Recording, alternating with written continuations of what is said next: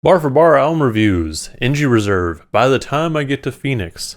By the Time I Get to Phoenix is the latest album from Injury Reserve and follows their debut self-titled album, Injury Reserve, from 2019, as well as their many well-received mixtapes from years prior, including Drive It Like It's Stolen, Floss, and Live from the Dentist's Office.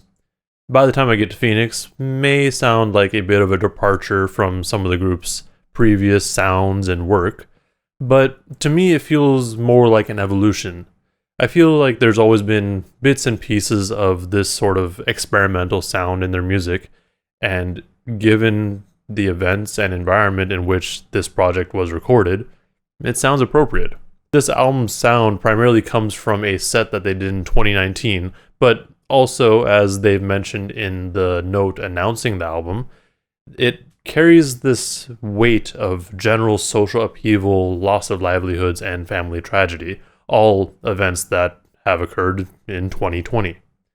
All of those ideas come through very well with the combination of production and vocal effects on Richie with a T's voice. This album follows the passing of one of the group's members, Jordan Alexander Groggs, in mid-2020.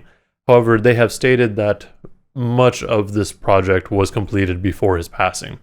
In fact, it sounds like he had a direct influence on the title of the album by wanting it to be in reference to the Isaac Hayes track of the same name. Personally, I've had a hard time to even begin to understand this project and kind of process it, which I attribute to mostly listening in the car because my car doesn't have the best system, especially for this sort of music. Like, it handles traditional hip-hop fine, but this is just so out of left field that even my speakers were confused.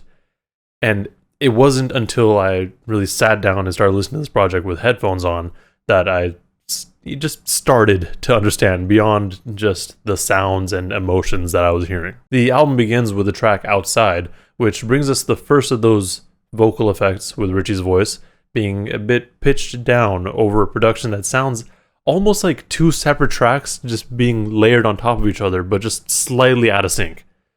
As weird and or bad as that sounds, it works really well, especially for an intro track, because this goes in well with the sound that they alluded to with the pre-release note. Although we continue to get this sort of sound throughout the project, there are moments where it's, I guess, a little less abrasive with tracks like Superman That, SS San Francisco, Topics for You, and Knees, among others. The album may also throw you off with the first two songs, because I feel like with those two tracks, the main focus, at least in my mind, or at least what they wanted you to focus on, was the production and emotions of the track.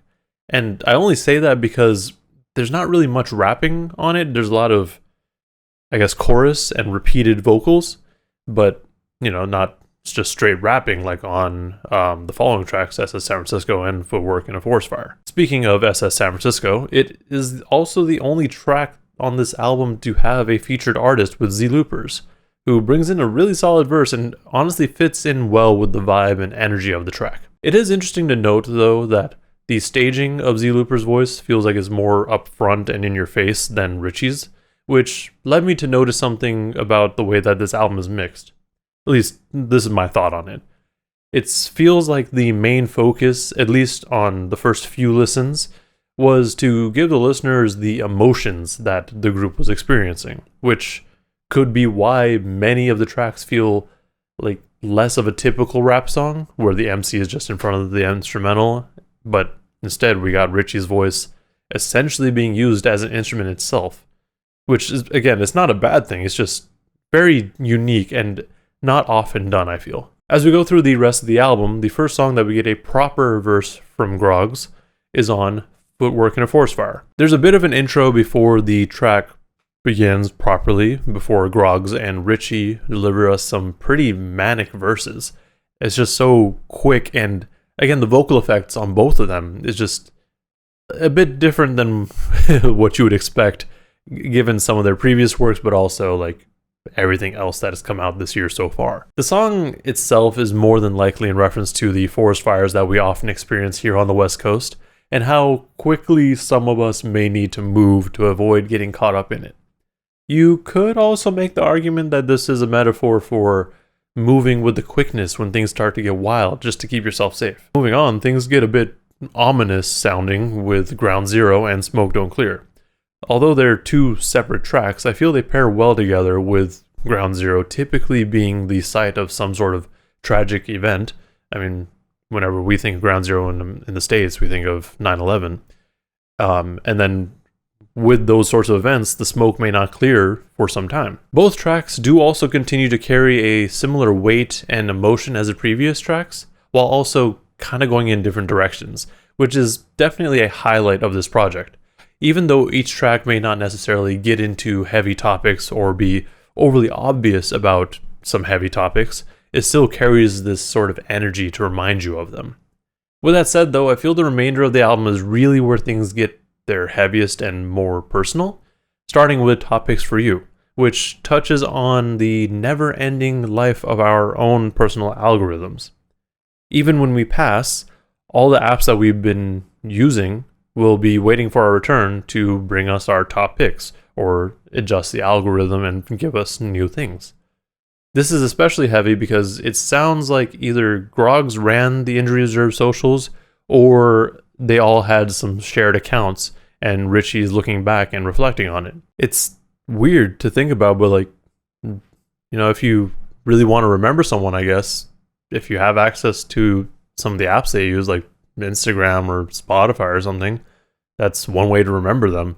And as long as you're not changing anything or like clicking on something, like those top picks are going to be a way to remind you of them, which is kind of weird, but kind of cool too, I guess. Knees is the last track that we hear from Groggs on, and was also the first single for the project. It's honestly pretty straightforward about growing older and dealing with growing pains, and these pains are different from when you're young and going through a growth spurt, in that, you know, when you get older, your knees just start to hurt.